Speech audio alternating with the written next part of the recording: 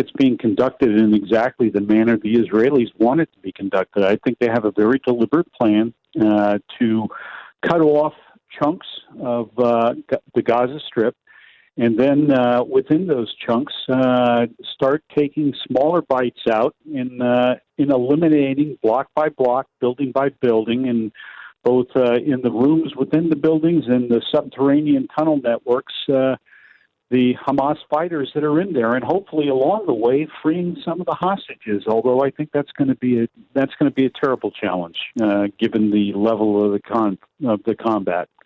But of course, what we're seeing at the same time is that even many of those Palestinians who have moved to the south of the country, and we're told a further 15,000 joined that exodus today, even some of them have been hit in Israeli airstrikes. People there are living in desperate conditions, desperate for fuel, water, food. There surely does need to be further international pressure on Israel over the way so many ordinary Palestinians are suffering. You know, Carol, we're seeing a tragedy unfold in front of our eyes. That is certainly the case, but it's no different from the tragedies that have occurred in the past. I mean, you can talk about Manila. You can talk about the bombings in Germany and in Japan, and what happened to London during World War II. It's the innocents that are mostly affected by this, and you've got to try to conduct a military campaign in an urban environment is the single most challenging military operation that any military man would face. We don't want to fight in an urban environment. Precisely because of the unintended consequences of the effects of weapon systems on buildings, on people.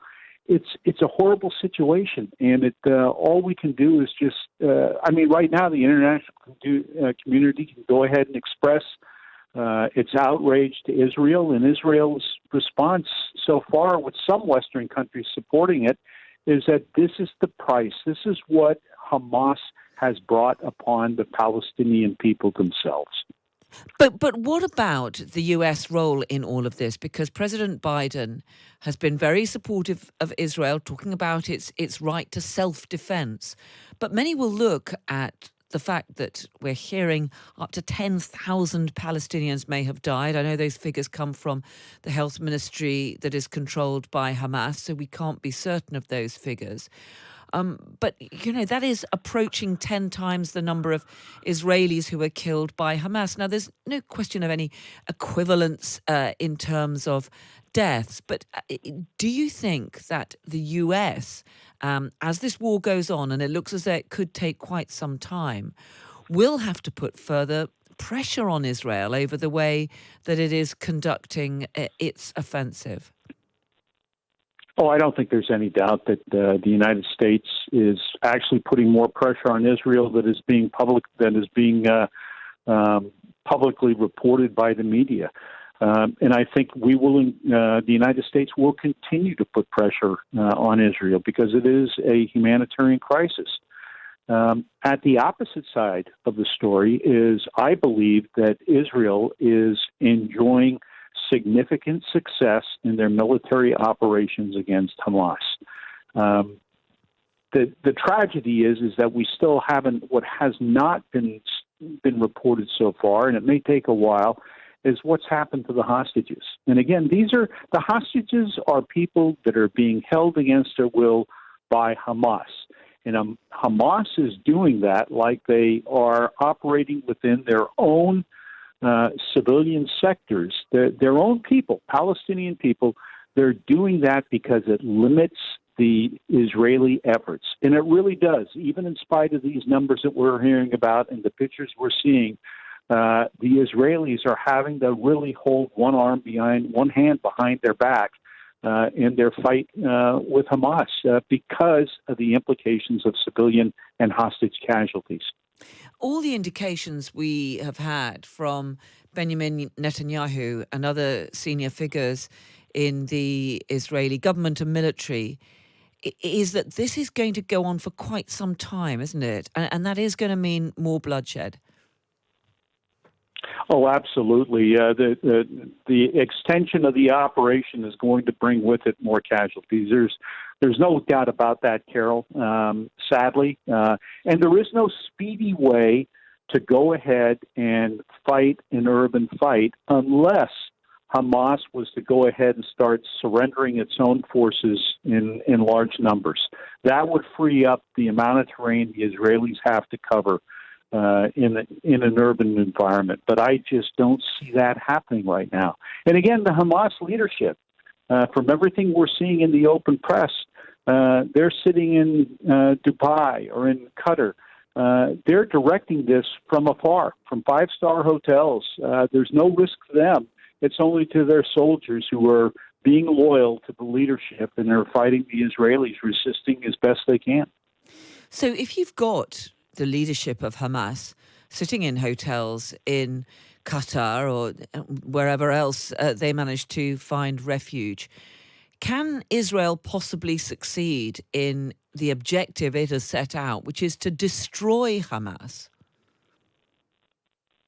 I think they can, and quite, I don't know if you recall this, Carol, but decades ago, specifically after the Black September terrorist group conducted the horrors in Munich during the Olympics, for a number of years, the Israelis had, for lack of a better term, assassination teams that went around the world and tracked down the terrorists who were members of Black September, and they executed them.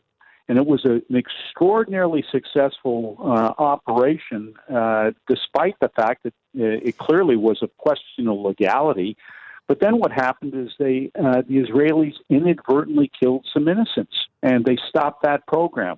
I firmly believe that given what happened on the 7th of October, and again, I have no insight as to into Israeli military intelligence or their operational plans, but I firmly believe that program will be restarted, and that the Israelis are going to go ahead, if they truly want to destroy Hamas and its leadership, they're going to have to go into extraterritorial operations and conduct these type of things around the world. So they would really go and take out Hamas commanders in places like Qatar or maybe Egypt?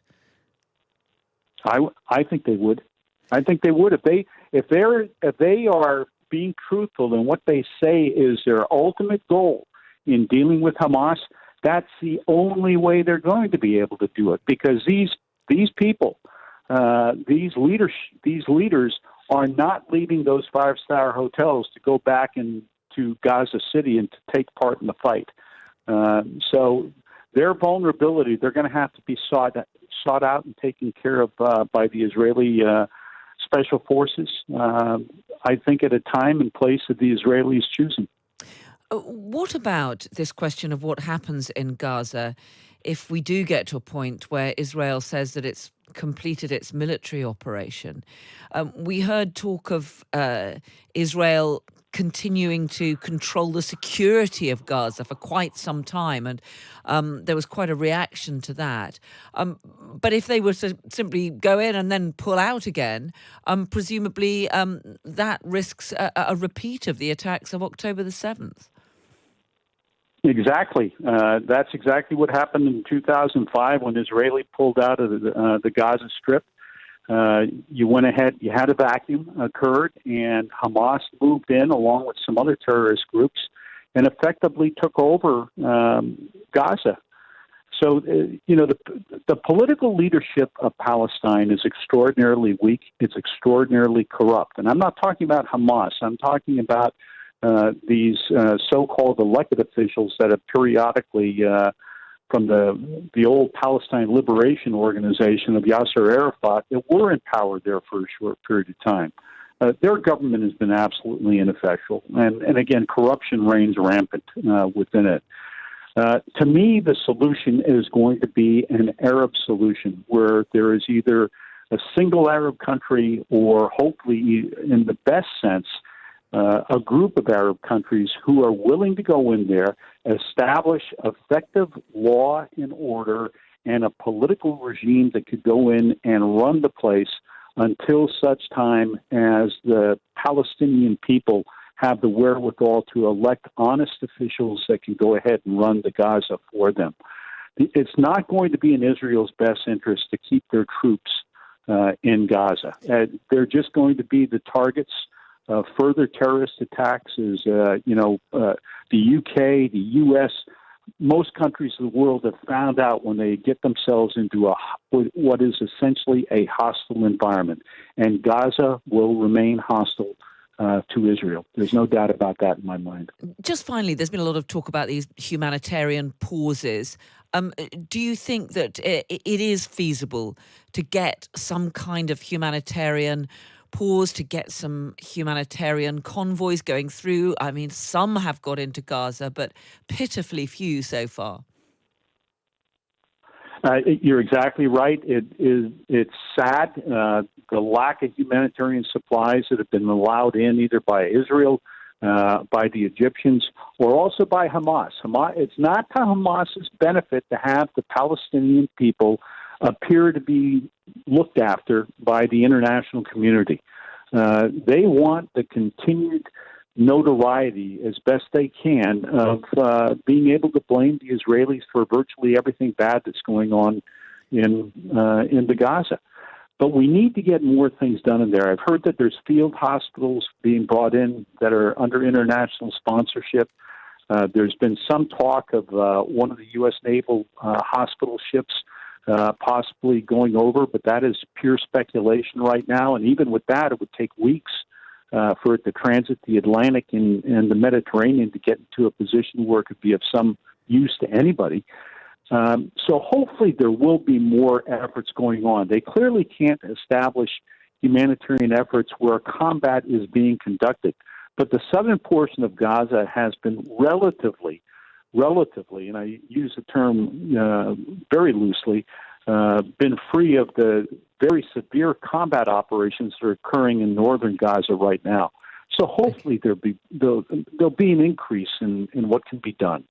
Colonel Brendan Kearney, military affairs analyst and a former chief of staff for the US Marine Corps forces in Europe. Really good to speak to you. Thank you so much for joining us tonight.